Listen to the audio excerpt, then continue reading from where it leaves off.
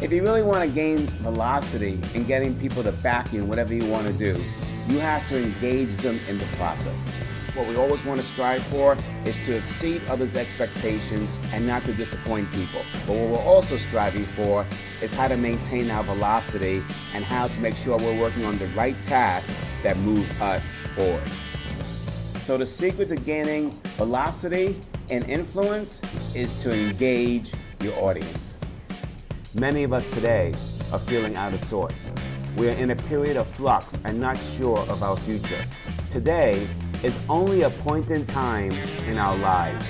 How we handle this difficult period will impact our overall performance in life. Are you letting this tough moment negatively impact you, or are you using it to create breakthrough thinking on what you want and need to do to win the marathon of life? Now, you're taking some quantified risks which will help you gain velocity. Welcome to this week's Velocity Mindset Success Stories. My name is Ron Karr, and I'm the author of The Velocity Mindset. And on this special week, we want to wish you and your family a very happy, safe Thanksgiving holiday. Today is a great treat for all of us. I want to introduce our guests. Now, in 1975, our guest joined the Barry Wehmiller Company that only did $20 million at that time. As a trained CPA, Bob Chapman rose to the senior management ranks and became its CEO and chairman. After 100 acquisitions, Barry Wehmiller today is a $3 billion capital equipment and engineering solutions firm. An article in Inc. magazine named Bob Chapman the number 3 CEO in the world at that time. 2 Harvard case studies have been written on Barry Wehmiller, which are used to teach Harvard MBA students the act of leadership. The key to this great success story is how Bob Chapman led the company's transformation from traditional management practices to what they call truly human leadership, a people-centric approach where Barry Wehmiller team members feel valued, cared for, and an integral part of the company's purpose. A sought-after speaker for his ideas about the powerful intersection of people-centric leadership and good business strategy, Chapman is intentional about using his platform as a business leader to build a better world. His book, Everybody Matters, which chronicles his journey and leadership philosophy, is a Wall Street Journal bestseller. And the first thing I want to tell everybody watching and listening to this program, if you are in leadership role of any kind, anywhere, you must, and I mean must, buy his book, Everybody Matters. Bob and I were talking on the same platform at an event, a management event. I heard him speak and I read his book, and I have to tell you, everything he talks about is one of your keys, or many of your keys, in developing velocity in your life and in your business. So Bob, welcome to the show. Ron, it's a pleasure to have a chance to share our passion for creating leaders in this world who care for the people they have the privilege of leading. Yeah, that's what I love about you. So listen, let me ask you this first question. I heard you say that leadership and parenting is identical. Can you explain how that goes? Yeah, as I was developing deploying my leadership skills I learned in my MBA program at Michigan and undergraduate, and what I learned at Price Waterhouse. At the same time, Cynthia and I were raising 6 kids.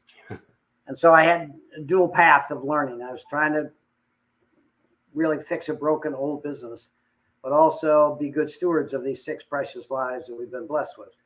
And as I look back, clearly shaping truly human leadership, what I learned about parenting was more important than what I learned in business school about leadership. Because what is parenting? When you talk to our team members, they all take very seriously these precious lives that come into their families through birth, adoption, or second marriage, that we all take extremely seriously. Well, what is leadership? The stewardship of these precious lives of people who walk in our doors and around the world who simply want to know that they matter. So parenting and leadership is identical, and many of the things we now teach at our university came from the things I learned about trying to be a good parent. So I would say to you, Simon Sinek and I say all the time, parenting and leadership identical. It's caring for the people that you have the privilege of having in your life, whether at work or at home. They're somebody's precious child that's been placed in your care. Well stated. Now, in 1975, when you joined Barry Waymiller, you just mentioned, it was a broken company with old processes and it had to be, let's say, remade. Yeah. And you also built it through acquisitions. But I guess if I was to ask you what your number one product would be, how would you answer that? Well, I think some organizational development professors from Washington University came over to interview me a few years ago because they'd heard about our culture. And after an hour and a half interview, they looked at me and kind of amazement and said, "You're the first CEO we've ever talked to and interviewed that never talked about your product." Now, what popped out of me when they said that was, we've been talking about our product for the last hour and a half. It is our people. I will not leave this earth proud of the big capital equipment we build for great companies. I will leave this earth proud of the people who did that on our team. So our focus is our people, and our statement above our university is we build great people who do extraordinary things. So our focus is on the human side of business, and the outcome is good products, good services, good growth. So we talk about the same thing, but you actually built a $3 billion company using the same principles. When you came to Barry Waymiller in 75, how did you discover truly human leadership? I mean, it was all broken. People weren't motivated. You had issues everywhere. Can you share how that journey started? Well, I actually started in 69. I came from 2 years at Price Waterhouse after graduate school.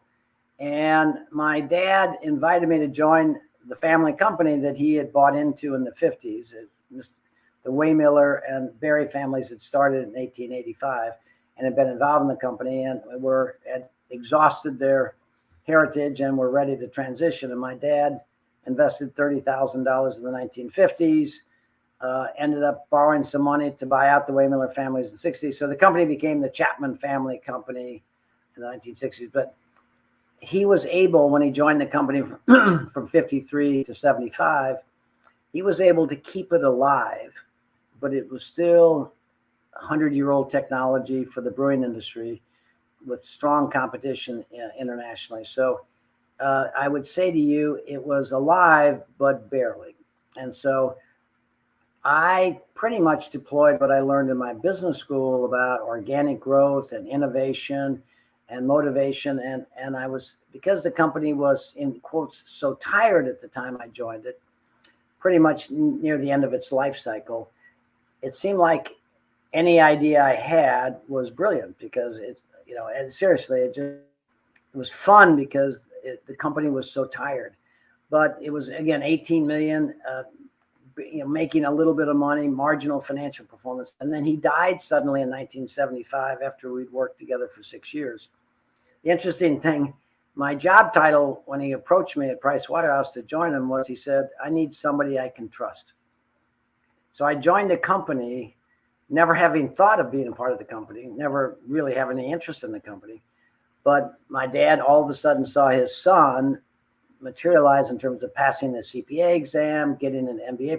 So all of a sudden he saw this kind of unfocused kid doing well in the field he was in. So it created a great relationship with my dad, which I had not particularly had because we just hadn't much in common. So it was a fabulous last 6 years. He suddenly passed away of a heart attack. And I deployed the things I had learned in business school about cutting costs, trying to improve cash flow, all those things.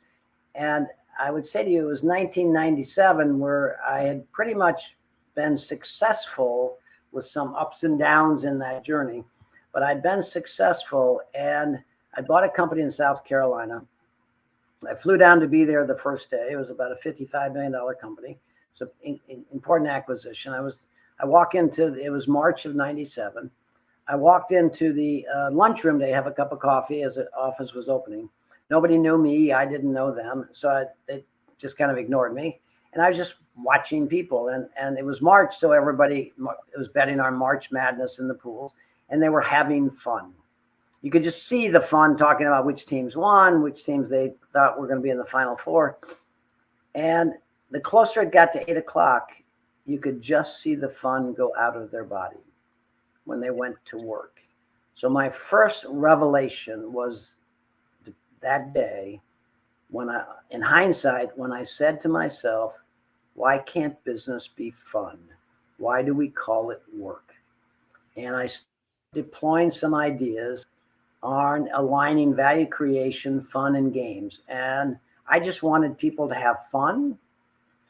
But what happened is revenue went up dramatically, but joy went up by 1,000%. That was the first revelation. The second was we were in church a few years later. My mentor was director of our church. And one day I got up from the service and I looked at Cynthia and I said, you know, Ed, our rector has only got us for 1 hour a week. We have people in our care for 40 hours a week. We are 40 times more powerful than the church to influence people's lives in our span of care. As I walked out of that church, I went to the next step and I said, oh my God, business could be the most powerful force for good in the world if we simply cared about the people we had the privilege of leading. That was the second revelation. The third occurred a couple of years later, again, at a wedding in Aspen. A friend of mine was walking his daughter down the aisle, and typical, wonderful, nice service. And as my friend got his daughter to the altar, he said, her mother and I give our daughter to be wed to this young man. And he sat down next to his bride, his wife. And all of a sudden I said to myself, we're all in awe of this precious young man and young lady getting married. But all 12,000 people that work for us in the world are just like them. There's somebody's precious son or daughter that's been placed in our care. And the way we treat them will have a profound effect on their life. And that day, the most significant, the culmination of these three transformative revelations, that day was the biggest turn, because in hindsight, I always looked at the people in our organization as there for my success. I need an engineer, I need an accountant, I need a receptionist, etc. And that day I realized they're not functions. They're somebody's precious child that's been placed in my care. And that changed everything for me. It completely reversed my view of people that I had the privilege of leading. When I saw them not as functions for my success, but I saw them as somebody's precious child that's been placed in my care, and the way I treat them would have a profound impact on them. So those are the three revelations that moved me from what I call management, which means the manipulation of others for your success, to leadership, which is the stewardship of the lives you are privileged to lead in your span of care in your business. So when you look at those people in your span of care as somebody's precious child, to me, it changes everything about your sense of responsibility. So it's fun, care, and precious child. Is that how we would call the three? I would say, why can't business be fun? We have people in our care for 40 hours a week, and everybody is somebody's precious child. All right, great. So let's go back to 1997 then, when you acquired this company in South Carolina, and you wanted to make it fun. That was the first step, I guess, in the journey that you took. Yes, yes. How did you make it fun for them? Well, again, for your listeners today, with no background, in other words, I had not an ounce of thought. These things, I'm reconstructing what happened in my brain. So my first meeting happened to be with our customer service team. Because of the $55 million in revenue of this company, I think 21 million was aftermarket parts and service. And so it's a significant part of the business. And I was just going to meet with them. I'm a creative person, but not a disciplined person. So I just went in to meet with them, the customer service team, the people that answer the phone, that take the orders for the spare parts. I sat down and talked to them. And after introducing myself, out of me popped, we're going to play a game. And I hadn't given it 1 ounce of thought, never tried it, never done it. It just popped out of me. And I said, whoever sells the most parts each week wins $100. And if the team makes the team goal, the team wins $100. Now, they were really taken back by that. I said, no, Mr. Chapman, that won't work. I handle fresh produce. I handle snack food, and that won't work. And for every reason they said it would not work, I had a reason it would. And I'd never thought of it, never done it, never heard about it. It just all came out of me by watching people play March Madness. I only know that in hindsight, because I didn't sit there and think, what did I just see? Right. It just came out of me. And so guess what happened?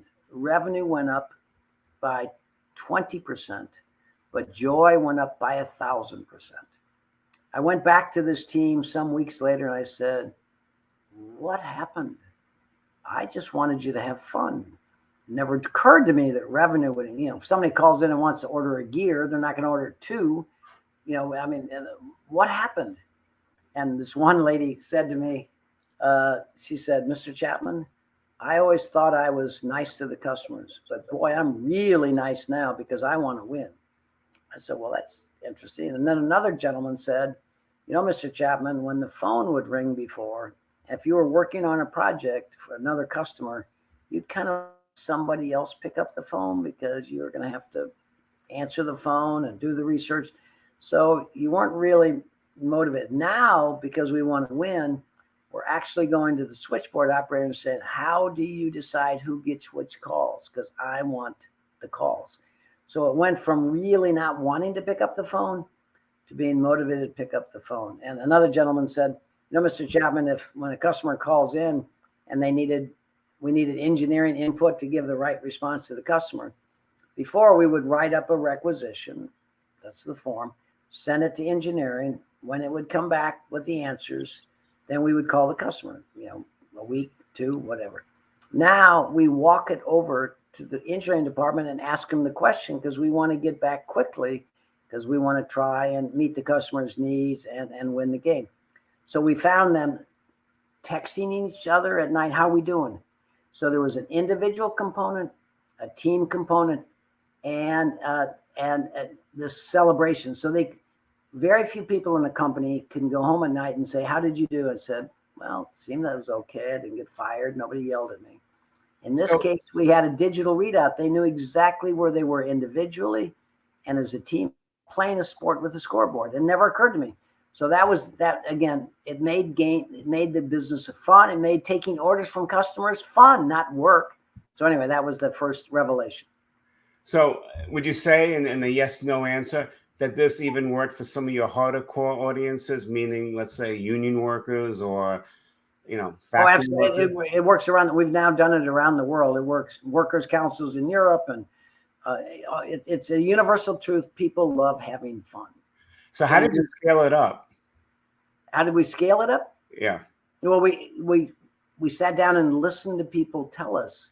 I mean, I went into another division because I said, holy cow, what have we found here? So I went to another division in Akron, Ohio, and I said, and the team came back to me and said, Bob, the team has heard about that. They don't want to do it you need to listen to them. So I flew up to Akron and I sat down with the team. I said, what's going on? I said, look, Mr. Chapman, we're a team. You're going to pit us against each other. If I'm sitting there working on something and somebody else is answering the phone, that's not going to be fair. It's not fair, Mr. Chapman. You're going to turn us against each other. And I said, because I had seen what it does, I said, I'm not here to do a survey. I'm here to tell you, you're going to do it and you're going to have fun. Guess what? Because I'm CEO and chairman, they did it. And guess what? They had a ball. The very lady that was so upset with me came back and said, you see how well I'm doing now? Because remember, before we did this, people walked in, sat down, answered the phone, got back to the customer, answered the phone, got back to the customer. There was no motivation. I mean, if you went home at night, you'd say, how'd you do? And you'd say, well, fine. Right. A couple of people upset with me. Now they could see their score. They could see how they're doing. And what we found is they engaged their family because now that they'd win $100, and get recognition. It was a combination of the $100 and the recognition, because before we didn't track how much each person entered. It was just total orders, and nobody really knew their individual. And so we got better customer service because people got back quicker. People felt rewarded because they now realized how much revenue they had generated, and they enjoyed competing because there was a team component. Because if somebody well, the team is going to win.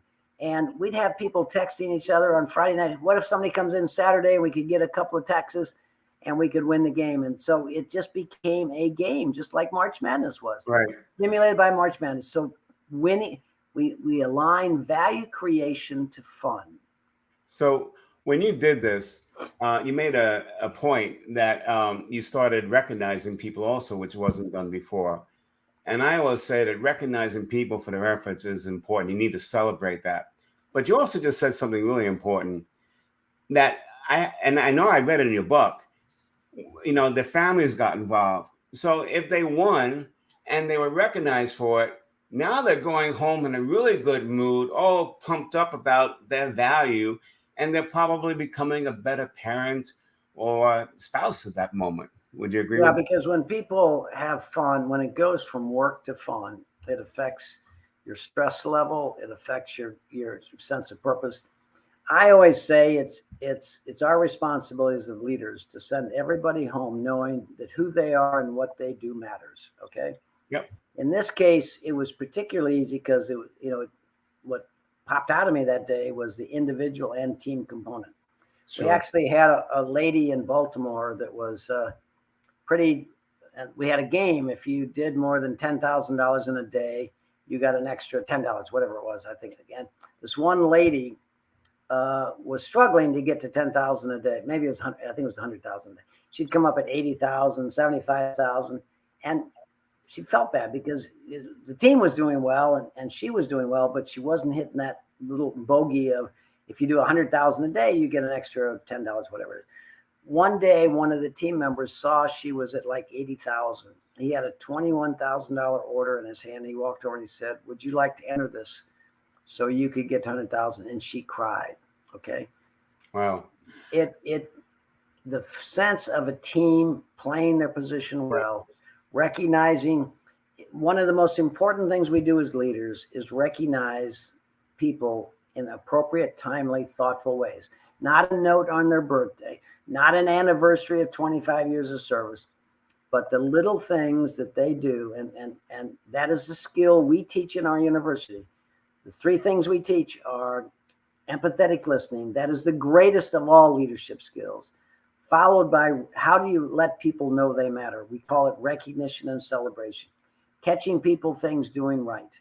And that's a skill. It's a teachable skill to do it in a way that really touches people. And quite often in our recognition events, we surprise the recipient of the recognition and get their family there behind the screen. So when Mayor Bill are asked to come forward to get their recognition, their family is there to see them appreciate for it. And it becomes a very emotional event for everybody. Yeah, I was at we held our Chief Revenue Officer mastermind group that I facilitated in the headquarters of a California Pizza Kitchen. We were invited by the CEO, GJ Hart, and he pulled me out to watch exactly one of those recognition events for one of the employees with the family there. And what a huge impact that had. We only have a few minutes left. So let me just ask you a couple of quick questions for all those doubting Thomases. Yes. So that fun factor is what you started with in 1997. When did you what year did you stumble upon the CARE revelation? What year did I stumble upon the what? The CARE revelation. Oh, the CARE. Well, that was probably 2000 at church. And okay. when you think of the issues we face in the world today, even though prior to the pandemic we had the lowest employment in 50 years, we had a booming stock market prior to the pandemic, but we had the highest level of anxiety and depression we've ever had. Why? We had peace and prosperity. People had good jobs, good paying jobs. They could change jobs and improve their income. Why do we have anxiety and depression? Because people, my view, people don't feel cared for. They feel used for somebody else's purpose, not just in business, in nonprofit, universities, military, government. I speak in all parts of our society. The problem we have in the world today, in my simple view, is that people don't feel cared for. And that is a skill that is teachable. So our leadership program in our university, our internal university, teaches people how to care for the people you have the privilege of leading, giving them a grounded sense of hope for the future so they can raise their family. Because what we learned in our university, when we teach people how to be leaders, 95% of the feedback we get from our team members is how it affects their marriage in a positive way and their relationship with their kids. It never occurred to me in my education, in my journey through life, that the way I would run my company would affect people's marriage or their relationship with their kids or their sense of joy and satisfaction. We use people for our organizational success. We don't care for people for their success. Until we change that, the issues we face in our society with our kids, with family, divorce, and all these other issues won't go away because people don't feel cared for. They feel used. And we in business can start, be the example. And Simon Sinek's got a fabulous expression. In the military, we honor those who serve, who give of themselves in service of others. In business, we give bonuses to people who sacrifice others in service of themselves.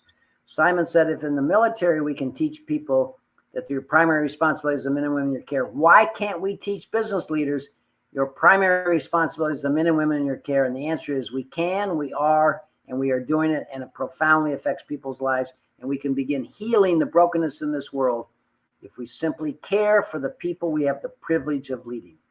In the velocity mindset, we also say that as a leader, your job is to make your people successful. End of sentence. Yes. That's your number one responsibility. Let me ask you this question. You did 100 acquisitions, right? We only got about 4 minutes left. Would Barry Waymiller today be as successful with those 100 acquisitions without you implementing the human element as you just described in this show? Well, the Harvard case study that's used by, in this case, some executive MBAs were at Harvard, and I was asked to sit on the session. They kind of asked the question, is Barry Waymiller successful? We've grown to a $3.5 billion company. Our share price has gone up 14% a year, compounded for 25 years. So we are proud that we have a great, very professional board and investor base.